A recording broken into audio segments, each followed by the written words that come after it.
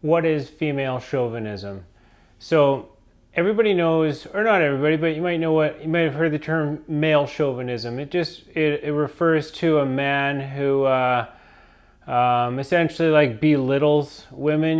Maybe thinks that he's better, thinks that women deserve less respect, or maybe none at all. Certainly not a person who treats women with respect and sees them as equals.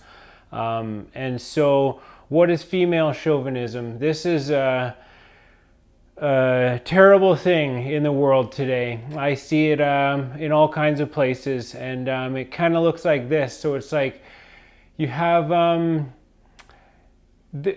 women were oppressed. There's no question about that. I mean, they went through some really tough stuff. I watched a movie recently called Girls Can't Surf, and it's about how when surfing blew up, there were men and women riding the same waves, but women would get paid like a tenth of what the men would get paid, and they would be riding the same waves, doing the same stuff, and they were just treated as like kind of fillers, like, oh, it's just a joke what you're doing, you're not really contributing here. It's the men are the show, and you're just here, to wear bikinis and stuff like that. So it's like, very, sexist and just like male chauvinist. And so, women have come a long way since that. Feminism, right now it's something I think it's called like intersectional feminism, and I can't even remember what it all means, but it's just important to recognize all beings, but for like men and women as equals, absolutely. We're different, we contribute different things, and but both of them are of value, and there is a thing that is very normal, and it makes me sick, and I call it female chauvinism. So it's like it's very common for in a relationship for a man to be treated as subservient to a woman. It's like, oh, this is her house. Oh, she's the boss. She's in charge. You certainly couldn't say that in the other respect, not like out in open. And so it's like men are like put down, like we're lesser.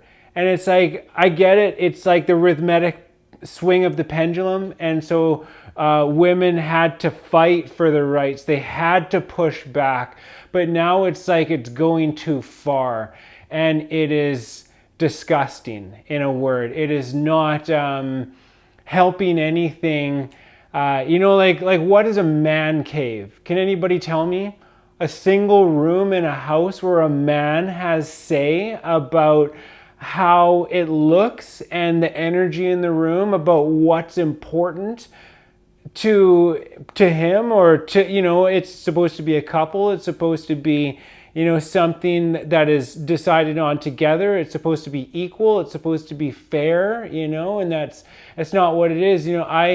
From all of the people that I know way more women who abuse men than the other way around. Way more.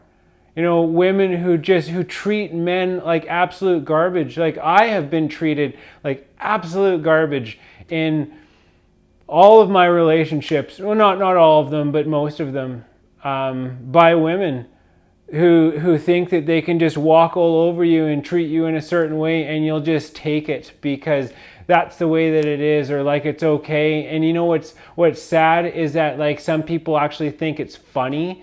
It's like it's normal and it's funny, and they don't see a problem with it. And that's exactly what the problem is. And so like I remember seeing it was like a YouTube video back in the day where they did an experiment where it's like a guy is yelling at a woman in a park, and so they're filming the whole thing, and he's yelling at her, and then like I tell you, like very quickly everybody comes to her aid. It's like women are just like, what are you doing, leave her alone. And then guys get up there too. It's like, you better, like everybody's protecting the woman, and that's good, right? That is, I mean, to stand up for somebody else, to protect somebody else. But then when the shoe was on the other foot, it was like the woman was coming at the guy and she was like, da da da, and she hit him and she was just like, I think she hit him anyways. I'm not 100% sure, but like, she was hitting him with like anger and like all this kind of stuff. And it was a draw, it wasn't real, but still, and nobody did a thing. Nobody. And one of the women who walked by, she was like, yeah, give it to him. Yeah, show that man, put him in his place, yeah, you go girl power, right? And it's just like, excuse me? What year is it? What are we doing here? Is that what's going on? Like, are you kidding me? I tell you something, I'll stay single for the rest of my life if that is what the option is. I will never, ever be subservient in a relationship ever again. It was something that I learned back in the day. I was like starting a business. Back in the day, I had this like natural health business, and it was like kombucha and all this kind of stuff. And so I was going to school to do business school. And then this guy, my wife at the time, called me and then hung up. And so I was there. There was another guy, and he was a psychologist. So he was doing his thing. I was doing my thing. And then I hang up the phone. He's like, oh yeah, who's that? And he's like, I was like, that's my wife. He's like, oh yeah, she wears the pants. And I was like, no, she doesn't. He's like, yeah, she does. And I was like, no. I was like, I wear the pants. I'm the man.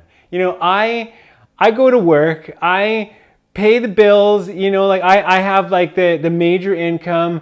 I fix everything. I take care of everything. And she, she does stuff. I'm not saying she didn't do anything, and she did work and whatnot, but like, I was the breadwinner.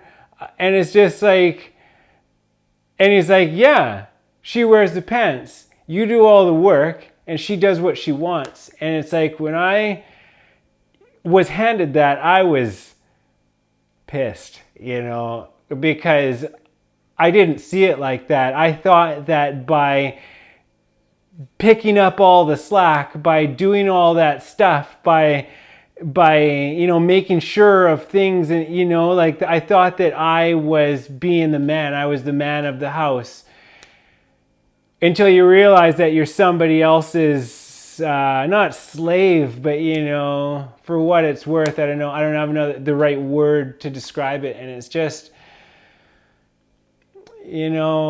yeah. There was another thing too. Part of what sparked this is, so like, I work at a place and there's these totem poles, and it's like somebody wrote this thing, and I read it and I was like, excuse me? It was like the woman totem pole, and it says, so it's supposed to be this old story. And it goes something like, it's like, oh, so women were down washing some, or maybe they're picking flowers or something. And then along came the dirty, stinky men with their matted hair and their smelly bodies. And the women said, get out of here, you dirty pigs. We don't want you anywhere near us. And it was just like, what? Like how, even if this story did exist, this story needs to disappear. Some stories are not worth continuing telling just because it has some kind of indigenous background, supposedly. Where'd you find it? On the internet? And it's just like, it's frustrating as a man who has respect for himself and for other men and for women and for masculine energy, to be disrespected in that way so openly, as if it doesn't matter, as if it's okay. There's like another example is like, say there are stories in the Bible which make women look like they're not to be trusted. You know what? These stories need to stop. We cannot portray one another. There are, men and women, we cannot continue portraying each other in these kinds of contexts. And yeah, that is not, it's not beautiful. It's not balanced. It's not equal. It's not harmony. It's disgusting. It's not beautiful. It's gross. And I think it should stop. And I think that what we need to do is bring awareness to it. I think, and there is a movement of men who are stepping into their own, who are really learning about what it is to be a man, because I think that what it is to be a man is something that was lost for a very long time amongst many people. And that's why there was the imbalance, and that's why women weren't given the respect that they deserved, and why they had to push back. But it's like, treating men in the same way is not the answer, or in any kind of a negative way, or as any kind of like, do not talk down about men, or else we're gonna say something.